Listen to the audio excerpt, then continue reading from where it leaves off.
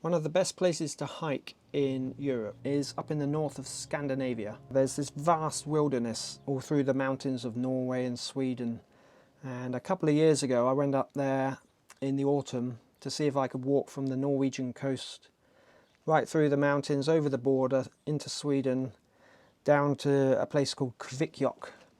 It's quite a challenging hike, to say the least. First day or so you're on a path, but then you're kind of finding your own way through the mountains over the border.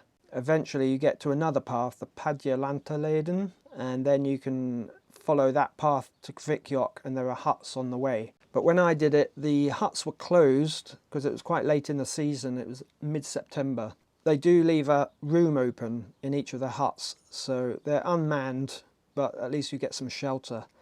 Because that time of year, mid-September, it's quite late, and I did get a couple of days of snow, so I was quite grateful for the shelter. But that middle section over the border is quite challenging. There's nowhere to stay, there's no paths, so you're relying on your navigation skills and relying on a tent for shelter. So I made a couple of short films, one on the Norwegian section through Rago National Park, and the other on the Swedish section through Padjelanta National Park. So I'm just going to run through them and explain a bit about the trail and how I went about it, a little bit of practical information. So I started in the city of Bodø on the Norwegian coast, and then got a bus to Rago National Park. And it doesn't actually go all the way to Rago National Park. You have to get off at this junction and then walk for, I think it was about 2 kilometers, 3 kilometers up this narrow road to the national park border. And from there, there's a fairly well-trodden trail. That time of year, there was no one else there. I actually did see one person, a runner from Canada, who was raving about the scenery. And she was from Banff. So even she was impressed. So the first day, you're just following this fairly straightforward path. It's a bit muddy in places and quite steep, but it's fairly easy to navigate. And you end up at this spectacular waterfall, which is the kind of centerpiece of the national park. And again, excuse my pronunciation, but hopefully it's pronounced Little, oh gosh, hang on a minute. I think it's pronounced Little Verivat. Oh gosh, I think it's pronounced Little Verifos. I might be wrong. In fact, I probably am. And that's the waterfall that's coming out of the lake there, Little Verivatnet. It's a magnificent spot. So I lingered around here. There's this lovely little suspension bridge that goes over the top of the waterfall, which slides all the way down into this beautiful wooded valley down below. I got some nice light there. Now I did underestimate how long this first day would take. I often do that on long hikes. The first day you look at the map, you think, oh, that won't take long, and it takes forever. So obviously I've got a very heavy pack. I think that was about 30 kilos because I've got 10 days food in there. Yeah, a word on the food. I decided to buy those dehydrated pre-packed meals you can get. I can't remember the brand name. I'll put it up on the screen. So I bought 12 of those. That's 10 for each day and then 2 spare in case I ended up taking longer. And they were pretty good actually. They were expensive. I think they were like £10. Yeah, they are expensive, but they just make life a lot easier because they're so light and so easy to cook. You just boil some water and throw it in.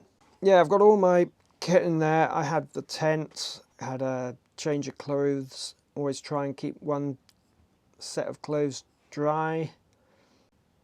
So my backpack was really heavy that first day. Got gradually lighter as the days went on, as I ate my way through it. But yes, I did underestimate the distance. The thing with the maps of this area is they're 1 to 100,000, and I'm used to 1 to 25,000 maps in Scotland. So you have to make an adjustment in your brain when you're looking at the map and realised that one square on the map will take 4 times as long as it does on a 1 to 25,000 map. You think it's not very far, but it's actually quite a distance on these maps. Like I say, the path was a bit muddy and steep in places.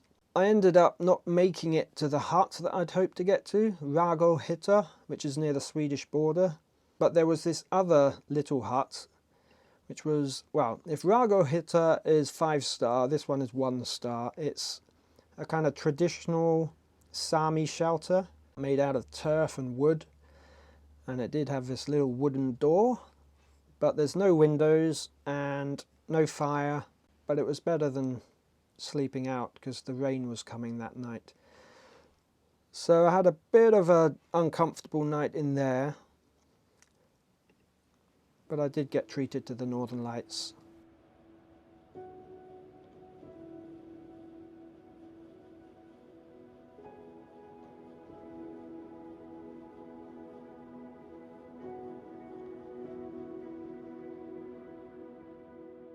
Now the next day was a beautiful sunny day, and I'm heading towards the Swedish border here. I ended up going past the hut that I wanted to stay in, the Rago hut. So as you're heading towards the border, the path just disappears. There's no path up towards the border, and rather incongruously there's this metal signpost marking the border between Sweden and Norway. And beyond that, it's quite intimidating, the landscape. It's very complicated. There's no obvious route. I kind of regret the route I did choose. There's a little kind of gully, and I thought that would be the best way to go. And in hindsight, it wasn't. It was full of kind of house-sized boulders, which was very difficult to navigate through. It took me ages. So I think it would have been better to go a bit further to the north over the top of the hill, over the plateau. After the gully, you're over the watershed and you're heading down towards Vastenjaure, this huge lake. I think it's about, I don't know, 15, 20 kilometers long. No, more than that, maybe 25. And it's really difficult ground here. It's very broken ground. There's gullies and all sorts of obstacles in the way, little cliffs, and it takes ages trying to find your way through this landscape. I didn't actually film much here because I was getting a bit worried because it was getting close towards sunset and I was quite a long way from where I was hoping to camp. I could have camped where I was, but I wanted to make up the miles because the next day was another long one. So I kept going until about sunset. I kept coming to dead ends where there was gullies and cliffs. Eventually I got to my spot near the lake where I put the tent up, and that evening I got a fantastic view of the aurora. So that is the Norwegian section and a little bit of the Swedish section. So I'll go on to my second video now, which is the rest of the trek through the Swedish mountains. From the campsite at the western end of Vastenjaure, it's again quite complicated trying to pick the route. On the map you might think, oh, I'll just follow this northern shoreline, but it's very steep ground, so you're better off climbing up and going towards a lake called Padjelanta and heading due east to this Sami village Saloara. I didn't film much this day because the weather was appalling. To be honest, it was the worst day of the whole trek because the weather was really bad. It was driving rain, the clag was down, and again the navigating was pretty tricky, kept coming up against rivers and cliffs and gullies, so you're kind of winding your way through this landscape in the mist. And it's about 25 kilometers I think, through very rough ground, and towards the end you start dropping down towards the Sami village Saloara. I think that's how you pronounce it. And that was the worst bit of all. It was really tough because there's just loads of willow bushes there, and you're hacking your way through these willow bushes for about 3 kilometers and really uneven ground. So I was doing a little bit of swearing towards the end there. But when I got to the village, I was relieved to find there was one building open. Basically, the village is empty at this time of year. They're just used in the summer by the Sami people when they're herding the reindeer. But this time of year, it's basically abandoned, and all the buildings are locked. There's no huts open or anything. But I did find a little woodshed which was open, so I slept in there because it actually snowed that night. And yeah, I was very grateful for that. From the Norwegian coast to this point was 2 days, 2 very long days, and they were the hardest days because most of it is without paths and no huts. Well, apart from the little Sami shelter. And the next day in the woodshed, I woke up and there was a dusting of snow outside. It soon melted. I was looking forward to this day because I would get to the Padjelantaleden, which is this long distance footpath going through the national park. So things got easier from there. It was about 1 kilometre to the path. And once I got to the path, things got a lot easier. It was quite nice to know that there would be a hut every night. That day I ended up at Ladajaka, where there is a hut. And as you can see, they're pretty solid huts, and they actually have gas. And as I say, the huts are unmanned at this time of year, but they do leave a room open. So it's very nice to get some shelter, especially when the weather was as bad as it was that evening. And they also leave instructions for how to turn the gas on. So you can even dry your clothes and do yourself a brew, which is what I did. By this time, you're starting to get used to your own company. I've been on my own for 3-4 days now, and you get into a bit of a routine, have this kind of simple day-to-day routine. Get up, have your breakfast and start walking. Now this day was the weather turned a lot colder, and I ended up hiking through the snow.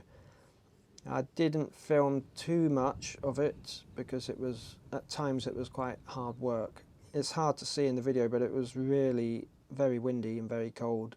I was quite keen to get over the top of this ridge. You have to go up to about 900 meters, and the snow was kind of covering the path, so it was quite hard to see the correct route. So I was keen to get across there in case the snow got any heavier, but it didn't. It actually died out, so it wasn't too bad. I think this was the first snow of the winter in the mountains. And I saw this little stoat, which was nice. I sat down for lunch and I saw this little stoat which came out to say hello, and it kept coming right up to me, kind of almost up to my feet, and then running away and then coming back. So I don't know if he wanted a bit of my sandwich, but he's a carnivore, so he would have been disappointed anyway. So I'm going to jump ahead a bit here and on to Padjelanta. I do apologise for my pronunciation. And then from Padjelanta, the path heads inland to Duota, or Duota. I really don't know how to pronounce it. There are quite a few river crossings on this section. They're not too difficult, kind of shin deep, but they are really cold. So you kind of have to just bite your lip and go for it. On most of the river crossings I would take my boots off, put sandals on and cross with those, try and keep my boots and socks as dry as possible, which was easier said than done. But on this particular river I just went through with my boots and socks on because I was very close to the hut. I knew I could just take them off and dry them out in the drying room when I got there. So the next morning was a beautiful day. It was probably the nicest day weather-wise.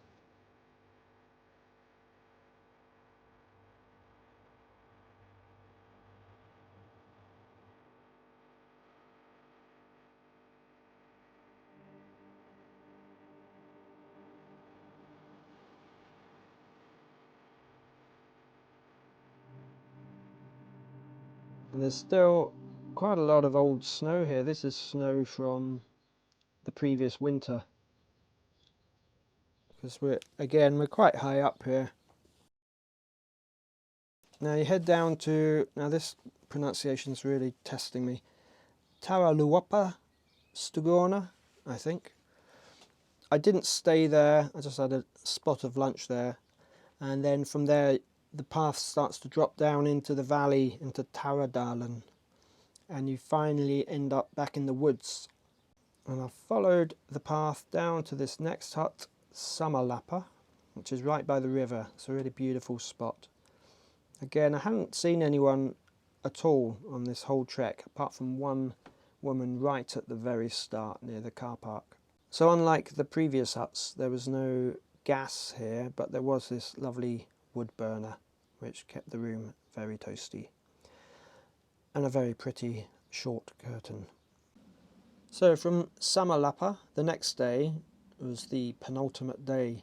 It was a bit of a grey day, but it's a beautiful valley. You're just walking through this birch forest all the way. And it opens up in places and you get a view of the mountains. And although you're going down the valley, the path does kind of go up and down quite a lot. And there's some very boggy sections. In places they've put these wooden kind of duck boards, but they're quite old. Some of them are quite rotten and they kind of sink into the bog. I got to the next hut, Tarakaiserstugan, which is where I'd planned to stay, but I had a strange encounter when I got there. I finally saw some people. There were 3 people in the hut. So I knocked on the door. There was no answer, so I went in and said to them, "Are you staying here tonight? Do you mind if I stay?" And they just stared at me. They didn't say anything. I don't know if they didn't speak English, but which is fair enough, but you'd think they would try and communicate in some way or respond. And they just stared at me. If you've seen the film Deliverance, it definitely had Deliverance vibes about it. So I was a little bit creeped out by them. I asked them a couple more questions and they just stared at me. So I just said, "Okay, I'll just go on to the next hut." So I did, which was a bit annoying because I was ready to lie down. And it was another, 6 kilometres to the next hut, to Nunez. But I preferred to do that rather than stay with these mute people in this hut. So I set off on my way. And when I went outside, actually, I was putting my rucksack back on and I looked up at the window and they were staring at me through the window. Very strange. Anyway, I carried on, finally got to Nunez, which was a lovely little place, so that was quite nice. It's probably nicer than the other hut. It's kind of up by this, on this ledge above the river with quite a nice view, and there was a wood burner in there as well. So yeah, that was a good night. That was my last night out in the wilderness. And the next day there was this beautiful light first thing in the morning. The rest of the day was a little bit grey, and again it was just a bit of a long hike through the birch forest. As you lose altitude you come down into the spruce forest, which is quite nice. I actually came across some bear tracks in the forest near the end. It would be nice to see a bear, but maybe not too close. The bears in Scandinavia, so I'm told, are fairly shy and tend to keep away from people, so they're not as dangerous as the grizzly bears you'd get in North America. But nevertheless, I didn't want to get too close to them. But it was just nice knowing they're out there. It made the place feel even wilder. And eventually, heading towards Kvikjok, you can't actually walk all the way to Kvikjok. The trail ends at a river. So you have to get a little boat. In the summer, I think they're fairly regular. You can get these boats backwards and forwards from Kvikjok to the start end of the trail. But this time of year it's all stopped, no one's running boats, so you have to pre-arrange it, and I'd pre-arranged a boat with a guy called Bjorn, and his wife, whose name escapes me, came to pick me up, and I stayed in their little house that evening. They've got a self-catering house, which was very nice. I had a nice chat with them about the wildlife and the area. So that was a nice end to the hike. A few things to say about it. It's a very challenging hike. You have to do a lot of planning, plan how much food you're going to take. If you're going to go out of season like I did, I wouldn't go any later than kind of the third week of September. I got a couple of days of snow, but you could get more. You could get more snow. So once you get into October, you're very likely to get some pretty heavy snow. So I would avoid that. It's very remote out there. There's no mobile signal, hardly at all on any of it. I had one of these satellite devices, Zolio or Zolio, so I could send texts back home to let them know I'm okay, and you could also get a very simple weather forecast for the next few days. The huts were very handy for shelter just from the bad weather, and they had gas so you could boil water, and there's a little gas heater. So all in all, pretty amazing hike, fantastic area. There's so much more you could explore out there, different routes you can take. I did one through Sarek, which is nearby. You can see a video of that on my channel as well. You're planning to do this hike and you've got any questions, feel free to leave them in the comments and I'll try to answer them. Yeah, I can thoroughly recommend it. It's a magnificent wild area.